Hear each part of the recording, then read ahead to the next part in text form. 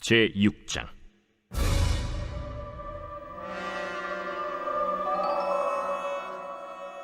여호와의 궤가 블레셋 사람들의 지방에 있은 지 7달이라. 블레셋 사람들이 제사장들과 복술자들을 불러서 이르되, 우리가 여호와의 궤를 어떻게 할까? 그것을 어떻게 그 있던 곳으로 보낼 것인지 우리에게 가르치래. 이스라엘 신의 궤를 보내려거든 거저 보내지 말고 그에게 속건제를 드려야 할지니라. 그리하면 병도 낫고 그의 손을 너희에게서 옮기지 아니하는 이유도 알리라. 무엇으로 그에게 드릴 속건제를 삼을까? 블레셋 사람의 방백의 수요대로 금독종 5과 금쥐 5마리라야 하리니 너희와 너희 통치자에게 내린 재앙이 같음이니라. 그러므로 너희는 너희의 독한 종기의 형상과 땅을 해롭게 하는 쥐의 형상을 만들어 이스라엘 신께 영광을 돌리라. 그가 혹 그의 손을 너희와 너희 신들과 너희 땅에서 가볍게 하실까 하노라.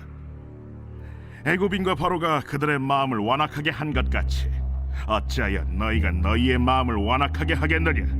그가 그들 중에서 재앙을 내린 후에 그들이 백성을 가게 함으로 백성이 떠나지 아니하였느냐. 그러므로 새 수레를 하나 만들고 멍에를 메어보지 아니한 젖나는 소 2마리를 끌어다가 소의 수레를 메우고 그 송아지들은 떼어 집으로 돌려보내고 여호와의 궤를 가져다가 수레에 싣고 속건제를 들 금으로 만든 물건들은 상자에 담아 궤 곁에 두고 그것을 보내어 가게 하고 보고 있다가 만일 궤가 그 본 지역길로 올라가서 벳세메스로 가면 이 큰 재앙은 그가 우리에게 내린 것이요 그렇지 아니하면 우리를 친 것이 그의 손이 아니요 우연히 당한 것인 줄 알리라. 그 사람들이 그같이 하여 젖나는 소 2를 끌어다가 수레를 메우고 송아지들은 집에 가두고 여호와의 궤와 및 금지와 그들의 독종의 형상을 담은 상자를 수레 위에 실으니 암소가 벳세메스 길로 바로 행하여 대로로 가며 갈 때에 울고 좌우로 치우치지 아니하였고 블레셋 방백들은 벳세메스 경계선까지 따라가니라. 벳세메스 사람들이 골짜기에서 밀을 베다가 눈을 들어 궤를 보고 그 본 것을 기뻐하더니 수레가 벳세메스 사람 여호수아의 밭 큰 돌 있는 곳에 이르러 선지라. 무리가 수레의 나무를 패고 그 암소들을 번제물로 여호와께 드리고 레위인은 여호와의 궤와 그 궤와 함께 있는 금보물 담긴 상자를 내려다가 큰 돌 위에 두매. 그날에 벳세메스 사람들이 여호와께 번제와 다른 제사를 드리니라. 블레셋 5 방백이 이것을 보고 그날에 에그론으로 돌아갔더라. 블레셋 사람이 여호와께 속건제물로 드린 금독정은 이러하니 아스돗을 위하여 하나요, 가사를 위하여 하나요, 아스글론을 위하여 하나요, 가드를 위하여 하나요, 에그론을 위하여 하나이며 드린 바 금쥐들은 견고한 성읍에서부터 시골의 마을에까지 그리고 사람들이 여호와의 궤를 놓은 큰 돌에 이르기까지 5 방백들에게 속한 블레셋 사람들의 모든 성읍들의 수대로였더라. 그 돌은 벳세메스 사람 여호수아의 밭에 오늘까지 있더라. 벳세메스 사람들이 여호와의 궤를 들여다본 까닭에 그들을 치사 570명을 죽이신지라. 여호와께서 백성을 쳐서 크게 사륙하셨으므로 백성이 슬피 울었더라. 벳세메스 사람들이 이르되 이 거룩하신 하나님 여호와 앞에 누가 능히 서리요? 그를 우리에게서 누구에게로 올라가시게 할까? 하고 전령들을 기럇 여아림 주민에게 보내어 이르되 블레셋 사람들이 여호와의 궤를 도로 가져왔으니 너희는 내려와서 그것을 너희에게로 옮겨가라.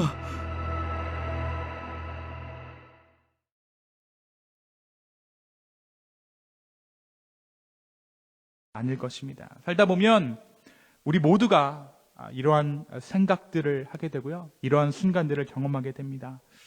그러한 의미에서 우리의 반복되는 일상에 무채색도 같은 나의 삶에 색을 입히는 그러한 일들이 굉장히 참 중요한데요. 바로 오늘 말씀이 우리에게 그러한 역할을 하게 될 줄로 믿습니다. 우리가 오늘 사무엘상 말씀을 함께 6장의 말씀을 나누는데 이 사무엘상 말씀을 주일마다 이렇게 나눠오면서 발견하게 되는 것 한 가지가 있어요. 그것은 하나님의 인도하심이에요. 하나님의 손, 하나님의 개입하심. 여러분, 사무엘의 탄생부터 엘리 제사장 가문의 심판, 그리고 지금 블레셋과 전쟁을 벌이고 있는 이 순간까지 당시 이스라엘 백성들은 자신들이 이 시간을 살아낸다라고 생각했겠지만 우리가 발견하고 있는 것은 무엇입니까? 수천 년 뒤에 우리가 발견하는 것은 하나님께서 하나님의 역사를 써내려가고 계신다라는 것을 우리가 발견하고 있는 것이죠. 그들은 그들의 시간을 살아가고 그들의 시대를 산다. 내가 이 인생을 산다. 내가 이 역사를 살아낸다라고 생각했겠지만, 내가 지금 이 전쟁을 하고 있다라고 생각했겠지만, 사실 우리가 발견하고 있는 것은 하나님께서 하나님의 역사를 써내려가고 계신다는 것을 우리가 부인할 수 없습니다. 여러분, 사무엘상 6장에서 지금 이스라엘은 어떠한 상황 가운데 봉착했습니까? 그들은 블레셋과의 전투에서 처참하게 패배했습니다. 무엇을 빼앗겼죠? 언약궤를 빼앗겼어요. 그들의 예배를 주관하던 제사장 일가는 하루아침에 모두 몰살당했습니다. 목숨을 잃었어요. 이스라엘은 철저히 패배를 경험하고 있는 것이죠. 언약궤를 빼앗겼다는 것은 지난주에도 말씀드렸지만 무엇을 빼앗겼다고요? 심장을 빼앗긴 거예요. 네. 게다가 이 모든 상황을 좀 타개해 나가야 하는, 좀 이거 수습하고 같이 좀 나가야 하는 리더십에도 문제가 생겼습니다. 제사장 일가가 다 죽었잖아요. 그렇죠? 전투 전략이나 나라의 행정에 대한 결정이라면 이스라엘의 장로들이 해도 되는데요. 이 언약궤에 관련된 문제는 제사장이 나서서 문제를 해결해 나가는 것이죠. 그런데 이 엘리와 그 아들들이 모두 목숨을 잃은 상황 가운데서 이 문제를 수습할 수 있는 리더십이 사라져 버린 것입니다. 한편 우리는 지난 주일 5장의 말씀을 통해서 이렇게 이스라엘의 처참한 패배에도 불구하고 하나님의 승리를 발견했어요. 그죠? 이스라엘이 완전한 패배를 경험하고 있는 가운데 하나님은 이 블레셋의 한복판에 가셔서 그들을 다 점령해 버리신 거예요. 아스돗, 가드, 에글론. 하나님의 언약궤가 순례하는 곳마다 하나님의 승리가 선포되어졌습니다. 처음 언약궤가 있던 아스돗은 아스돗에서 하나님께서 그들의 신 다곤을 심판하셨죠. 다곤을 심판하신 하나님은 장수의 도시, 무사의 도시였던 가드에서 그들의 교만을 꺾으셨고, 최후의 방편으로 옮겨진 에글론에서 하나님의 심판은 멈추지 않았습니다. 그 땅에 하나님께서 내리신 독종이 멈추지 않았던 것입니다. 오늘 말씀 6장 처음 시작이 무엇이라고 시작합니까? 이 하나님의 법궤가 블레셋에 머문 지 몇 개월이 지났다라고 기록하죠? 7개월. 숫자 7입니다. 뭐죠? 완전한 승리, 완전한 심판이 끝났다라는 거예요. 하나님께서 정해진 기한이 끝났다라는 것이죠. 사람들은 이것도 우연이라고 생각할 수 있어요. 7개월쯤 지나니까 이것을 돌려보내야겠다라고 생각하게 된 것이 우연이라고 생각될 수 있지만, 여러분, 우리가 생각하는 대다수의 만남과 우연은 하나님의 필연인 것입니다. 네. 문득 생각되어지는 것이 아니에요. 하나님의 뜻이 있기 때문에 우리가 그런 생각을 하게 되는 것이죠. 마찬가지로 블레셋 가운데 임하셨던 하나님의 심판의 기간이 7개월로 끝났기 때문에 이들이 이것을 어떻게 돌려보내야 할지 생각해 봐야 한다는 것입니다. 그런데 6장 마지막 절의 말씀대로 이 블레셋 사람들은 하늘에 사무치도록 부르짖었습니다. 이들이 하나님께 부르짖는 그 부르짖음이 하늘에 상달되었다는 거죠. 그리고 이 사람들이 이제서야 이 언약궤를 다시 돌려보낼 생각을 하게 됩니다. 여러분, 우리가 코로나라는 역병을 겪어봤지만 이 7개월의 시간이 얼마나 이들에게 고통스러웠을까요? 초창기 때 코로나 한번 생각해 보세요. 사람들이 영안실이 없어서 냉동 트럭에다가 시체를 실어내고, 그렇죠? 집 밖에 나가면 큰일 나는 줄 알고, 큰일이 났고요, 실제로. 우리가 이제 좀 지났다고 우리가 마스크 벗고 이렇게 아름다운 얼굴로 앉아 있지만, 코로나 초기 우리 불과 3년 전에 우리가 겪었던 일상은 정말 끔찍했습니다. 근데 여러분, 한 7개월 동안, 우리는 한 3, 4개월 앞에 굉장히 힘들었잖아요. 그렇죠? 근데 여러분, 요 7개월의 시간 동안 이 블레셋 사람들의 심정과 이 참상이 어땠는지 한번 상상해 볼 수 있겠죠. 여러분, 코로나 초기에 우리가 소리 소문 없이 사람들이 죽어나갈 때의 공포를 여러분 기억하세요? 네. 이웃 할머니, 이웃이 막 죽고, 한국에서 친한 사람들이 코로나로 죽었다는 소식이 들려오고, 도시 전체가 유령도시와도 같이 변했던 그때를 우리는 여전히 기억합니다. 하나님의 법궤가 7개월 동안 그들의 삶을 심판했다는 것은 그들의 그 삶이 완전히 무너졌다라는 것을 의미해요. 7개월 동안 그들은 하나님의 심판을 경험하면서 말 그대로 지옥을 맛봤을 것입니다. 하나님과의 동거가 만들어낸 비극이에요. 신기하죠? 하나님이 함께 하셔서 이들이 지금 망하고 있는 거예요. 하나님과의 동거. 그러니까 하나님께서 허락하시지 않는 하나님과의 무모한 동거가 그들 가운데 심판을 경험하게 했다라는 거죠. 그 심판의 대가는 다름 아닌 죽음이었습니다. 여러분, 블레셋이어서 심판했을까요? 질문. 아니에요. 죄인이었기 때문에 그들이 당하는 심판이었죠. 여러분, 오늘 지금 이 언약궤가 돌아가게 된 이 여정에서 가장 결정적인 역할이 한 것이 무엇이냐면 5장 마지막 절의 말씀이 힌트입니다. 5장 마지막 절. 부르짖었고 하늘에 사무쳤다. 누가 부르짖은 것입니까? 블레셋이 부르짖었고 에글론 사람들이 부르짖었을 때 그 부르짖음이 사무쳤던 거예요. 여러분 마치 출애굽 때 출애굽의 여정이 이스라엘 백성들이 하나님 앞에 사무쳤던, 소리쳤던, 부르짖었던 그 부르짖음이 하늘에 사무쳐서 하나님이 그 출애굽 여정을 시작했던 것처럼 블레셋 민족의 부르짖음을 하나님께서 들으시고 이 언약궤를 탈출시킬 만한 계획을 세우셨다는 거예요. 어떤 혈통이 중요한 것이 아니라 이들의 부르짖음을 하나님께서 들으셨다는 것입니다. 하나님은 어느 민족, 어느 족속, 어느 지파에 속한 하나님이 아니라 지금 블레셋에서도 하나님의 되심을 보이시고 있는 것처럼 하나님은 오늘도 이 교회 안에만 머물러 계시는 것이 아니라 저 세상 밖에서도 하나님 되신다는 사실을 우리가 이 대목을 통해 알 수 있는 것이죠. 마찬가지로 우리가 교회 안에 있으면서 세상 사람들과 전혀 다를 바 없이 생활하게 되면 결코 교회에 나온다는 이 사실이 여러분의 구원을 담보로 할 수 없다라는 거예요. 보장할 수 없다라는 것이에요. 믿을 때 제대로 믿어야 한다는 거죠. 네. 여러분, 정말 재미있는 것이 있어요. 금독종하고 금쥐를 돌려보내라고 하잖아요. 오늘 말씀에서.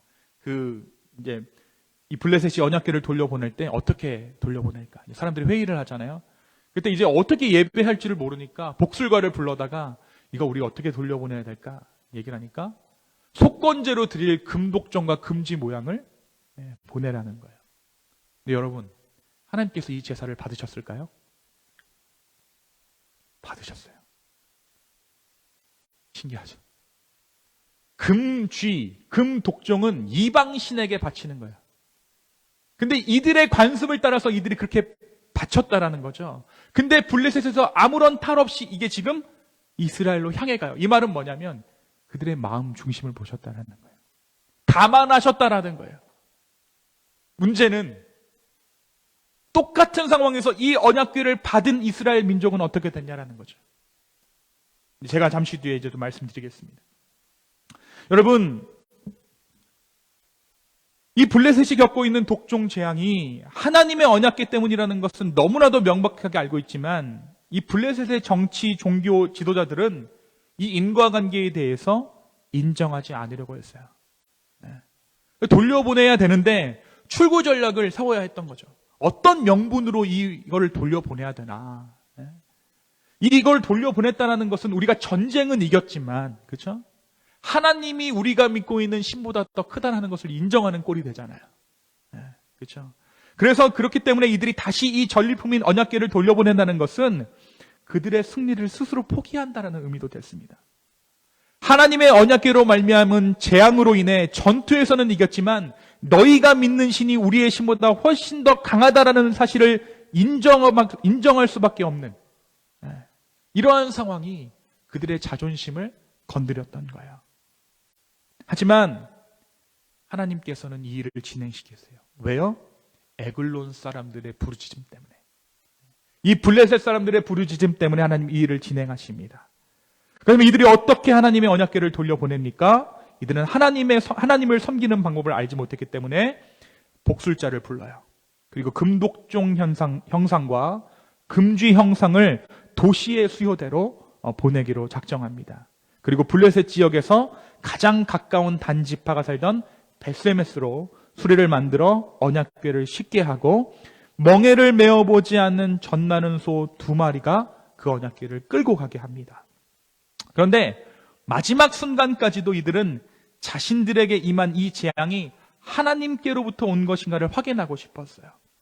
그래서 만약에 이 수레가 제대로 이스라엘 진영의 베스메스로 가게 되면 지금까지 그들이 받은 모든 재앙은 괴로 인한 재앙이고, 만일 다른 방향으로 가게 되면 이것은 이 괴와는 전혀 상관없는 것이다 라는 나름의 기준을 세워서 마지막까지 하나님의 심판을 한번 의심해 봅니다. 그런데 어떤 일이 일어나요? 이 법궤를 실은 수레가 베세메스로 곧장 가는 거예요. 여러분, 근데 이것이 우연일까요? 어떤 소입니까? 이제 막 새끼를 낳았어요. 그래서 엄마하고 이 송아지들하고 어미소를 지금 억지로 분리해 놓은 거야. 지금 아직 젖이 난다라고 기록하고 있죠. 그죠? 게다가 이 소들은 지금 처음으로 멍에를 메어보는 소들이에요. 만약에 정상적인 소라면 지금 새끼들이 10절에 보니까 어디 있다 그래요? 자기 집 외양간에 있어요. 그렇죠? 게다가 지금 멍에는 내가 처음 멍에 매는 거예요. 농사 짓는 쟁기하는 그 멍에 있잖아요. 여러분, 소의 그 왜 이 뚫에 뚫어가지고 멍에 하는 소 있잖아요. 그 처음에 길들이기가 쉽지 않습니다. 소 길들이기가 쉽지 않아요. 천방지축으로 날뜁니다. 네. 그것이 아니라면, 그러니까 당연히 처음 메어보는 멍에가 불편해서 발버둥 치다가 이 언약궤를 떨궈야 정상이죠. 그것이 더 확률이 높은 이야기예요. 하지만 오늘 말씀이 이야기하죠. 이 소들이 좌우를 돌아보지도 아니하고 이스라엘 진영으로 곧장 갔다라는 거예요. 하나님께서 하신다라는 거죠. 7개월간 블레셋에서 일어난 일들, 그들에게 임한 재앙이 하나님의 심판임이 명확해지는 순간입니다. 그렇게 하나님의 언약궤는 다시 이스라엘로 돌아오게 돼요. 아스돗을 지나서 가드를 거쳐 에글론에 이르기까지 하나님의 하나님 되심을 그들 가운데 보이시며 이스라엘이 재기 불가한 지경에 이를 만큼 큰 패배 가운데 신음하고 있을 때 하나님은 승리하셔서 마침내 이스라엘로 돌아오십니다. 마치 개선장군처럼 승리의 하나님이 자기 자리로 돌아오신 거예요. 여기서 우리가 볼 수 있는 하나님은 어떠한 하나님이십니까? 제자리를 찾으시는 하나님, 제자리로 돌아오시는 하나님. 여러분, 혹여나 우리가 있는 이 자리가 하나님께서 보내신 자리가 아니라고 생각하는 분들이 계십니까? 나는 다른 곳에 있어야 하는데 인생에서 있어야 할 일이 일어나지 않고 일어나서, 반대로 일어나서는 안 된 일들이 몇 번 일어나다 보니까 지금 내 자리가 여기가 되었다라고 생각하는 분들이 계신가요? 그럼 오늘 말씀 보십시오. 하나님은 반드시 하나님의 자리를 되찾으세요. 마땅히 있어야 할 그 자리로 하나님은 돌아오십니다. 다시 말하면 주 안에서 의미 없는 자리란 없다라는 것이죠. 하나님은 모든 것을 제자리에 두기를 원하시는 분입니다. 우리가 주 안에 있다면 지금 우리가 있는 자리가 내가 있어야 하는 자리라는 거예요. 여러분, 과정일 수는 있어요. 어디 끝 지점에 우리가 가야 하는데 우리가 그 과정 가운데 있다는 거죠. 우리가 여기서 아틀란타 가려면 어디를 지나가야 됩니까? 차타누가를 지나가야 되죠. 여러분, 근데 그 차타누가가 잘못 가고 있는 건가요? 아니죠. 잘 가고 있는 거예요. 그 자리가 내 자리인 거예요. 여러분, 오늘 지금 내가 살고 있는 이 시점, 이 생활이 잘못 가고 있는 것이 아니라는 거예요. 하나님은 모든 것을 제자리로 돌려주기를 원하시는 하나님이세요. 여러분, 지금 우리가 있는 자리가 내가 있어야 하는 자리라는 것입니다. 하나님의 언약궤가 블레셋 땅에서도 그 능력을 발휘했던 것처럼 우리가 어떠한 곳에 있는가가 문제가 아니라 바로 내가 이곳에서 이 언약 안에 살아가고 있는가, 이 하나님을 인정하며 살아가고 있는가가 문제라는 거예요. 오늘 말씀 가운데 하나님은 있을 만한 그곳으로 다시 돌아오셨습니다. 마찬가지로 주님은 그의 자녀들을 있을 만한 곳에 두시는 하나님이세요. 바로 오늘 우리가 있는 이 자리가 하나님께서 보내신 마땅한 자리임을 인정할 수 있는 이유도 바로 여기에 있습니다. 또한 오늘 말씀은 이스라엘에게 돌아온 이 언약궤가 그들에게 얼마나 큰 은혜였는가를 보여주고 있어요. 이스라엘 백성들이 언약궤를 빼앗기기 전까지 이들은 그들이 가지고 있는 이 언약궤를 마치 승리를 위한 부적 정도로 생각했습니다. 하지만 이 언약궤는 하나님의 임재 그 자체였죠. 여러분, 우리의 신앙이요, 단지 우리의 성공을 위한, 어떠한 성공을 위한 부적이라고 생각되어질 때 우리는 반복되는 우리의 일상에 대해 실망할 수밖에 없어요. 와, 나 성공해야 되는데 왜 혼치빌에 있지? 왜 나 여기 있는 거야? 여기 정규 집사님이 저한테 헌치빌 처음 제가 왔을 때 저한테 헌치빌을 소개하시면서 저한테 이렇게 말씀하셨어요. 아, 젊은 사람들이 안 와요. 여기 왜 오겠어요? 나 여기 있는데, 제가 여기 왔는데. 맞아요, 여러분.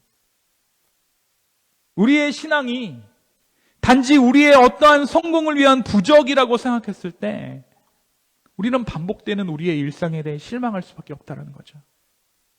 지금 내 일상은 세상에서 말하는 성공과는 점점 거리가 멀어지는 것처럼 보이기 때문이에요. 하지만 우리가 하나님의 함께하심을 진정으로 사모하고 진정으로 인정한다면 내 인생은 제자리에 있다는 것을 인정하는 거예요. 그리고 이 자리가 얼마나 귀한 자리인지 깨닫게 되는 것이죠. 내 삶이 다른 자리를 찾게 되는 것, 다른 곳으로 가게 되는 것이 아니라 내 신앙이 제자리를 찾게 되는 것입니다, 여러분. 어제 같은 오늘이, 오늘 같은 내일이 지루한 것은 나의 방식대로의 성공 일정에 나의 오늘이 합당하지 않은 것처럼 여겨져서예요. 오늘 하나님의 귀환은 이스라엘이 빼앗겼던 그 일상을 되돌려 주었습니다.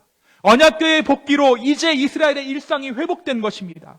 언약궤의 복귀는 이스라엘의 일상을 회복시켜 주었어요. 오늘 우리가 이 하나님의 임재를 날마다의 삶 가운데 깊이 경험한다면 우리는 무료한 일상을 살아가는 것이 아니라 하나님께서 함께 하시는 그 하루에 감사하며 살아갈 수 있게 될 줄로 믿습니다. 바로 그때 우리는 비로소 사단에게 빼앗겼던 우리의 하루를 되찾게 되는 거예요. 사단이 계속 이걸 공격하거든요. 너 여기서 뭐하니? 야, 너 대학까지 나온 애잖아. 너 에보라고 미국 왔니? 네? 사단은 계속 꼬셔요, 우리를. 다람쥐 쳇바퀴 도는 것 같은 인생이라고 해석되어졌던 나의 삶이 오늘도 어제와 같이 살아갈 수 있음에 감사하는 삶으로 바뀌게 되기를 예수님의 이름으로 축원합니다. 여러분, 다람쥐 쳇바퀴가 다람쥐에게 얼마나 큰 축복인데요. 그거라도 돌아야 돼요. 쳇바퀴가 문제가 아니라 그걸 어떻게 바라보느냐가 문제라는 거죠. 문제는 어제와 같은 오늘을 살게 되는 것에 문제가 있는 것이 아니에요. 바로 어제와 같은 오늘을 우리가 어떻게 해석하는가, 어떻게 여기는가, 거기에 문제가 있는 것입니다. 그런데 이어지는 6장 19절의 말씀이 또 하나의 안타까운 소식을 우리에게 전하고 있습니다. 우리는 이 또 하나의 안타까운 소식을 통해 우리는 우리의 습관과 우리의 타성이 하나님을 내가 믿고 싶은 방식으로 믿게 한다는 것을 깨닫게 합니다. 여러분, 그 뼈아픈 패배에도 불구하고 또한 하나님의 블레셋에서의 승리와 그분의 돌아오심에도 불구하고 다시 이 언약궤를 맞이하는 베스메스 사람들의 어리석음이 또 다른 죽음을 불러일으켰다라는 거예요. 이들이 하나님의 괴가 자기 땅으로 돌아오는 것을 보았을 때 어떻게 하죠? 크게 기뻐합니다. 하나님의 괴가 돌아온다라는 거예요. 우리 거 찾아온다라는 것이죠. 그리고 이제 돌아온 언약궤를 보고 제사를 드립니다. 마땅히 드릴 바를 드려요. 그런데 이것이 결코 그들의 영적인 상황이 나아진 것을 말해주는 것은 아니었습니다. 여러분, 원래 하나님께 드려지는 제사는 수컷소와 암컷소 중에 어떤 소를 사용해야 되죠? 숫소를 사용해야 돼요. 근데 오늘 이 지금 수레를 끌고 온 소가 무슨 소예요? 암소예요. 근데 이 암소를 잡아다가 이 사람들이 제사를 드려요. 그러니까 뭐가 뭔지 좀 천지분간을 못하고 있는 거예요. 암소는 그냥 뭐 자기들이 먹든지 자기 가축으로 삼든지 그렇게 하고 자기들이 기르고 있던 숫소를 태워가지고 제사를 드려야 되는데, 아, 잘됐다, 소가 끌고 왔네. 암소인지 숫소인지 구분도 안 하고 젖이 흐르는 그 소를 잡아다가 제사를 드린 겁니다. 이뿐만이 아닙니다. 그들은 돌아온 언약궤를 구경거리로 삼아요.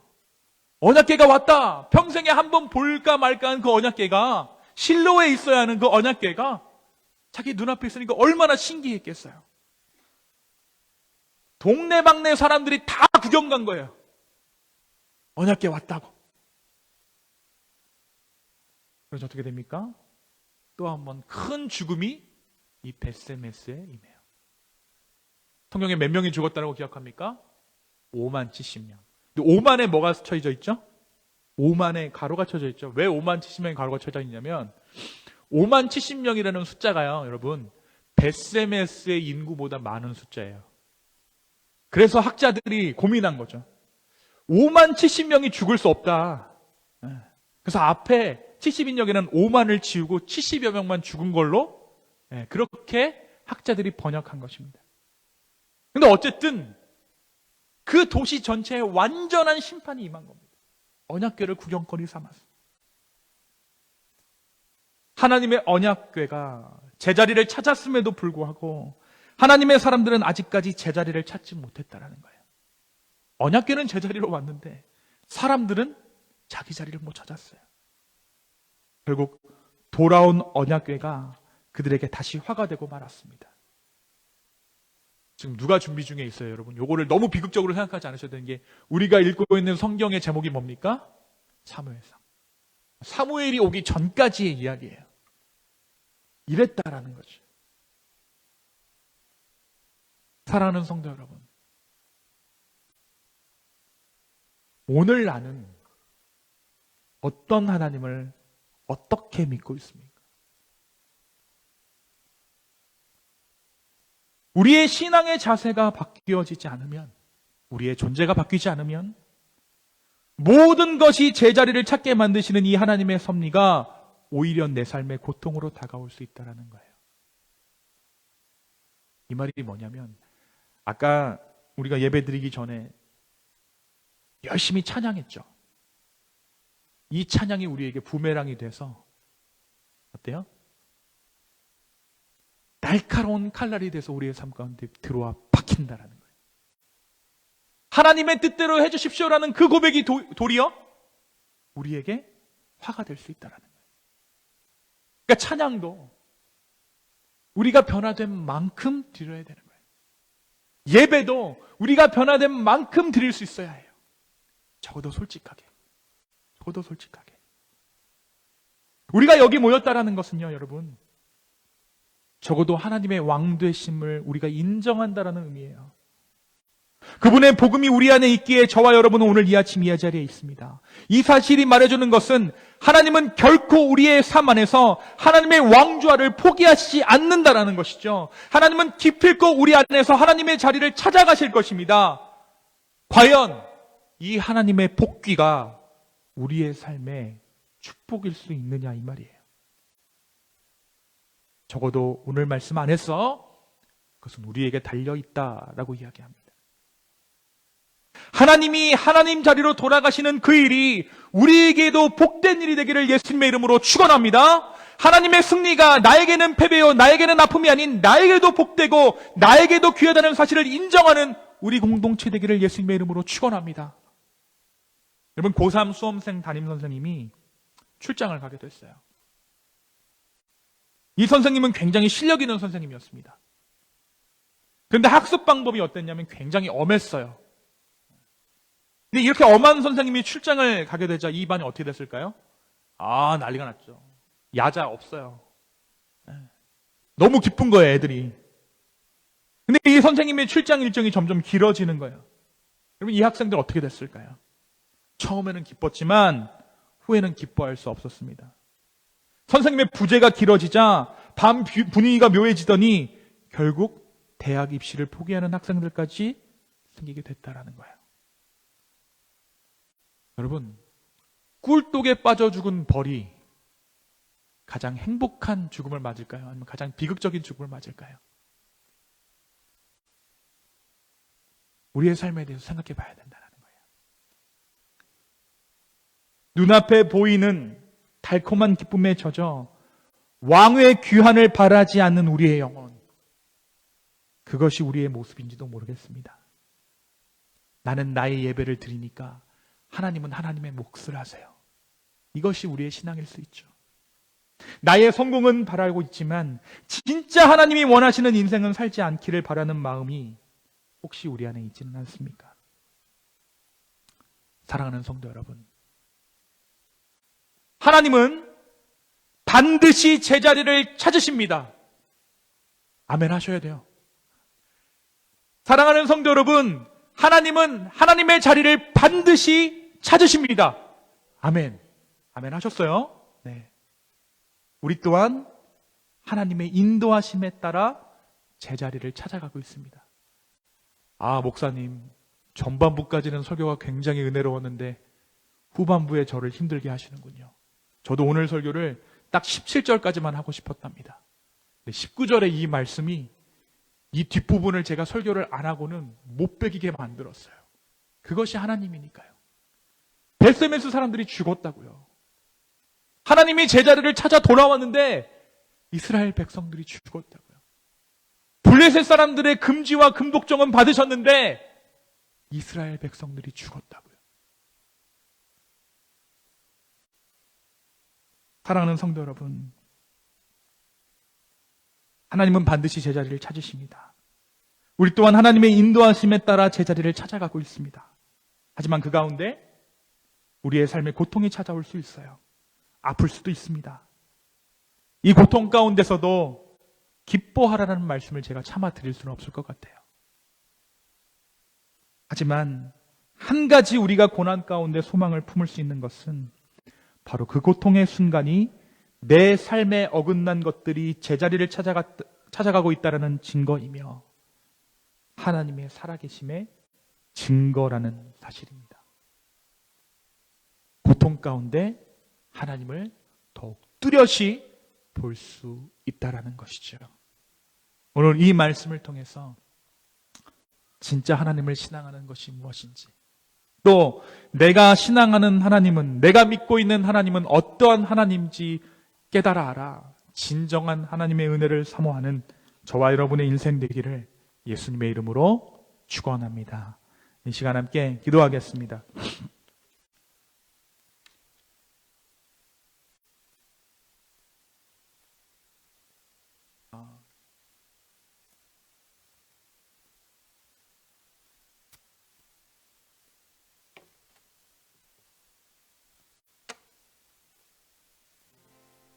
여러분, 기도할 때 우리가 믿음으로 이런 고백들을 좀 드릴 수 있었으면 좋겠습니다. 하나님, 나의 삶에 어긋난 것들,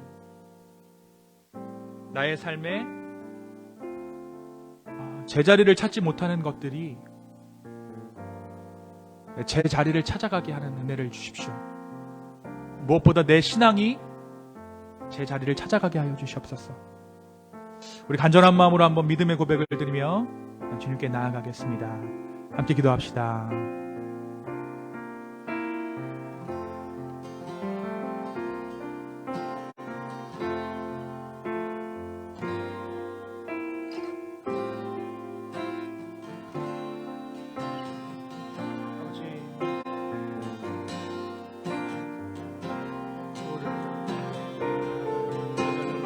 아버지,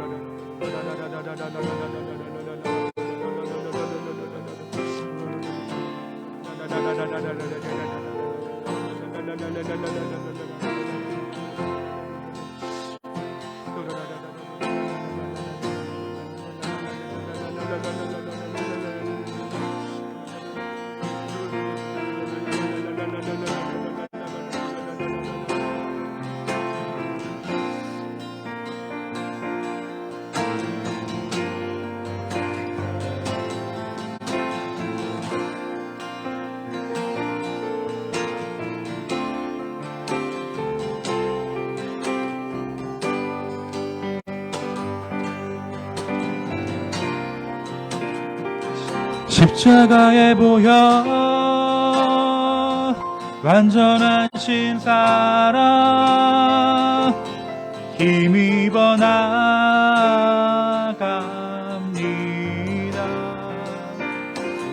십자가에 보여 완전하신 사랑 힘입어 예배합니다. 다시 한번 우리 한번 찬양할까요? 십자가에 보여 완전하신 사랑 힘입어 나갑니다.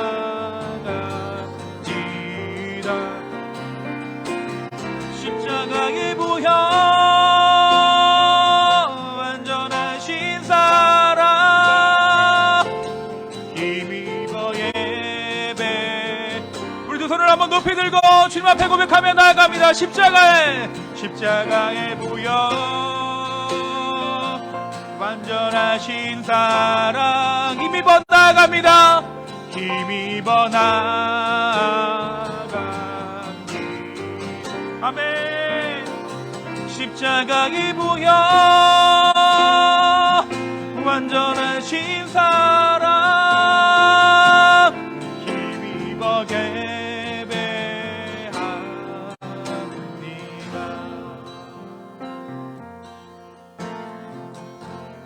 주님, 오늘 이 말씀을 통해 우리 가운데 말씀하여 주시니 감사합니다. 아버지, 우리의 마음을 주께 드립니다. 우리의 상황을 주님 앞에 올려드립니다. 주님, 모든 것이 제자리를 찾아가고 있는 것인 줄로 믿사오니 아버지 하나님, 우리가 그것들을 믿음으로 인정하며 나아갈 때 우리의 삶 가운데 찾아오는 고통과 아픔들, 그 모든 것들을 통해 오히려 하나님을 바라볼 수 있도록 주여 우리의 삶을 붙잡아 주시옵소서. 오늘도 그 자리에 계신 하나님, 우리를 신실하게 인도하시는 주님, 주님의 은혜에 감사합니다. 감사합니다, 아버지. 오늘 말씀 살아서 역사하시는 예수님의 이름으로 기도했습니다. 아멘. 네, 우리 시간 한번 기도 제목